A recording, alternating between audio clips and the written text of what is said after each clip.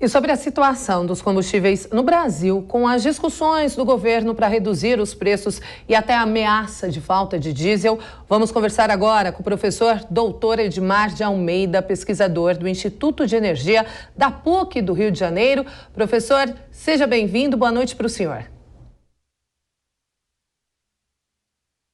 Será que está fechado o microfone aí, professor? A gente ainda não ouviu o senhor. Desculpa, boa noite aí, obrigado aí pelo convite.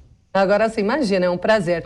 Bom, professor, primeiramente, a pergunta, aquela dúvida que fica para muitas pessoas. Caso essa PEC, que prevê zerar o ICMS para diesel e gás, com compensação do governo federal e reduzir o mesmo imposto estadual para a gasolina e o etanol, seja de fato aprovada, os consumidores vão sentir alguma diferença na bomba, nos postos de combustíveis? Os valores vão, de fato, diminuir? Sim, eu acredito que esse desconto no imposto vai ter um impacto significativo no preço, algo em torno de 10% a 15% no preço, vai depender do combustível. E isso, na gasolina em particular, que o ICMS é muito alto, isso pode ter um impacto significativo. Para chegar na bomba, isso não é imediato, leva algum tempo, porque os estoques, as empresas, os postos, eles tendem a remarcar para baixo quando os estoques acabam, eles compram novos estoques a preços menores, Mas, efetivamente, sim, é uma forma de você conseguir aliviar um pouco a alta dos preços dos combustíveis reduzindo o imposto. E dá para ter uma ideia, professor, de qual seria o valor dessa queda? Quanto que a gente está falando no litro, por exemplo, da gasolina ou do diesel?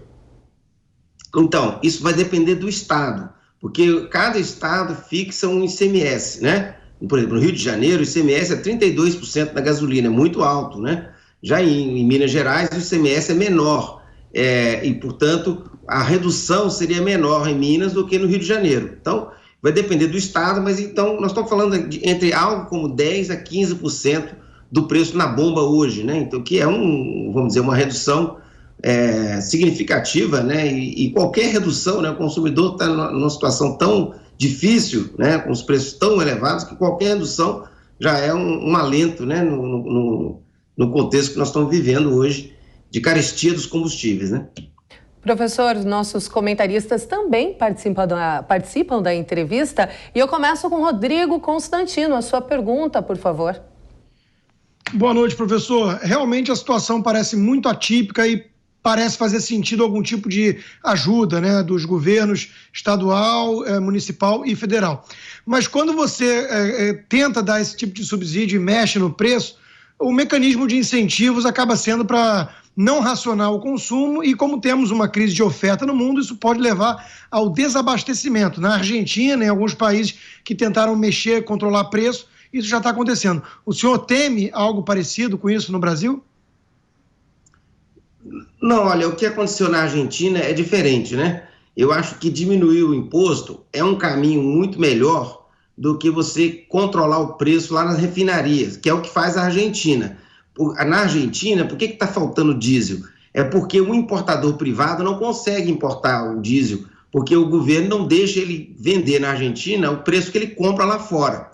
Então, o controle de preço, por exemplo, da Petrobras seria um risco para o abastecimento no Brasil, porque eliminaria a possibilidade dos importadores privados, que não têm preços controlados, trazerem diesel para o Brasil. Então, eu acho que esse tipo de medida ela é, vamos dizer assim, preferível, do que você interferir nos preços da Petrobras, ou, inclusive, você criar um subsídio, como é a proposta que está na Câmara, de dar dinheiro para os produtores. Eu acho que é muito mais preferível você compensar os governadores pela redução do ICMS do que pegar esse mesmo dinheiro e pagar para as empresas reduzirem o preço dos combustíveis, como foi feito em 2018.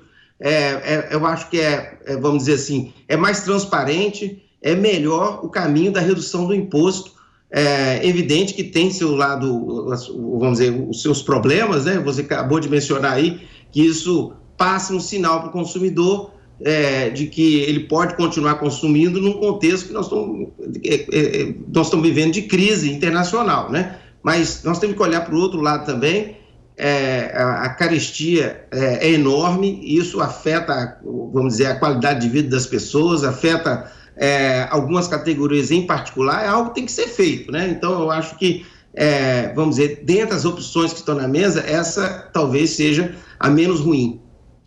Professor, a pergunta agora é do Ricardo Salles. Professor, boa noite.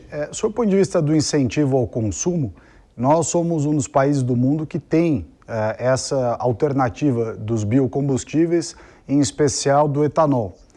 E se é para ter um aumento de consumo, que tenha justamente do produto que nós temos e que é ambientalmente sustentável, energia renovável, enfim, que é justamente o etanol.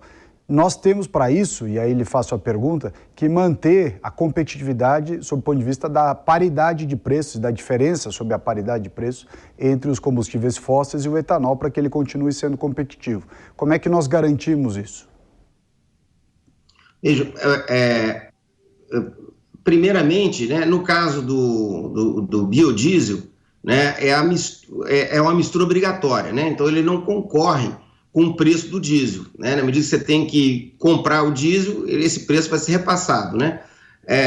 O problema vamos dizer, de reduzir os impostos é que isso pode ter um efeito negativo para o etanol hidratado, porque se o imposto sobre a gasolina ele é maior do que no etanol, né? Então, quando você reduz o preço da gasolina, cai mais o preço da gasolina do que a redução do imposto do etanol, você retira a competitividade do etanol frente à gasolina para o etanol hidratado, né? Esse para o carro flex. Então, esse é um problema. Você poderia tentar corrigir isso, né, nos estados em que tem um grande diferencial entre o ICMS do etanol e o ICMS da gasolina, né?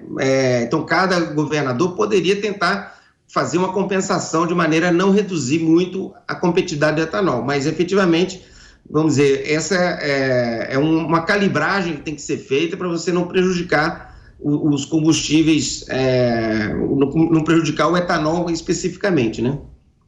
Miguel Daúde, a sua pergunta ao professor Edmar. Professor, boa noite.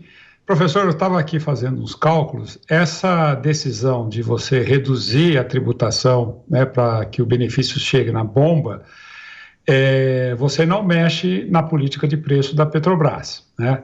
Quando nós hoje apuramos o quanto que está a defasagem da gasolina e do diesel, e considerando, né, que o dólar hoje teve uma alta, e se fala muito, né, que o petróleo poderá chegar a $135 o barril, com o agravamento da situação internacional, eu pergunto para o senhor, quer dizer, nós já vamos sair com empatado. Quer dizer, o benefício tributário que vai chegar na bomba já está lá a Petrobras segurando, eu não sei até quando e por que, né, isso está acontecendo.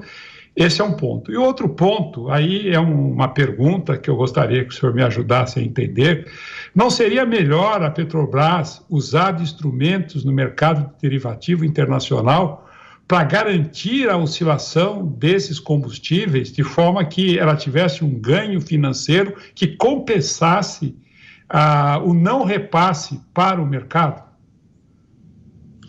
Olha, a Petrobras, as empresas que atuam em mercado competitivo, concorrencial, né, elas lançam mão de hedge, né, para poder se proteger dessas variações, inclusive para poderem, no caso de subida muito rápido, elas não precisarem subir os preços imediatamente e, com isso, ameaçar vamos dizer, o market share que elas têm, né? Então, nos Estados Unidos, por exemplo, na hora que sobe o preço da gasolina ou o preço no mercado internacional, né, não necessariamente isso é repassado imediatamente. E como que eles podem fazer podem segurar? Através do hedge. A Petrobras tem essa possibilidade, né, de fazer esse hedge. Agora, de toda maneira, o hedge vamos dizer, ele é temporário, né? Então, e agora, por outro lado, a Petrobras, no caso da gasolina, por exemplo, né, a Petrobras hoje ela é responsável dos combustíveis para ciclo Otto, que é carro a gasolina ou carro flex, né? A Petrobras é responsável por cerca de 45% da oferta desses combustíveis. Ela já não controla mais o mercado. Então, mesmo que ela segure o preço da gasolina dela, que ela produz lá na refinaria, tem um preço do etanol, tem o preço da gasolina importada por outros, tem o preço da gasolina produzida por outros nas refinarias privadas no Brasil. Então, a gente tem que entender que a Petrobras não tem mais o poder de mercado que ela teve em outros momentos, né? Esse mercado, principalmente da gasolina, é um mercado que já tem bastante concorrência, né?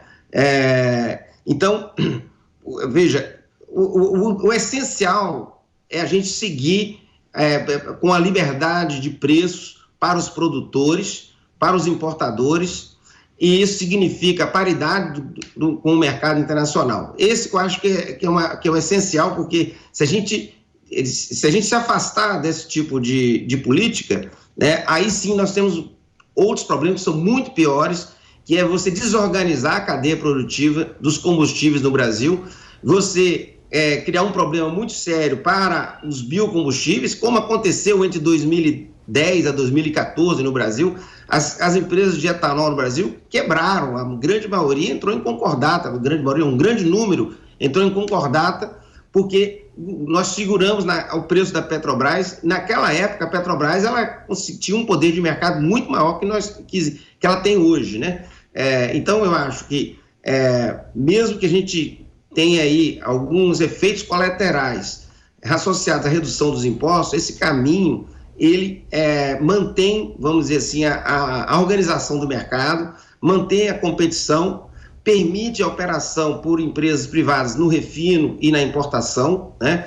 E ela simplifica a intervenção do Estado nesse mercado, porque a ideia de criar um subsídio para que a ANP decida, através de prestação de contas, o quanto que vai reembolsar para cada empresa que importa, que produz diesel, gasolina, quer dizer, essa ideia é uma ideia assustadora do ponto de vista da burocracia, do ponto de vista das distorções que isso pode criar no mercado, né?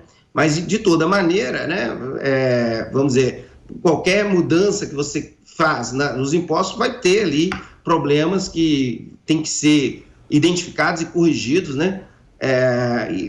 Agora, eu acho absolutamente normal que o governo tenta dar alguma resposta, né? Isso não está acontecendo só no Brasil, está acontecendo na Europa, está acontecendo nos Estados Unidos. Os governos são pressionados pelos atores políticos a fazerem alguma coisa, e aqui no Brasil, mais ainda, porque estamos próximos das eleições. Então, é normal que haja vamos dizer, essa pressão política em cima do governo.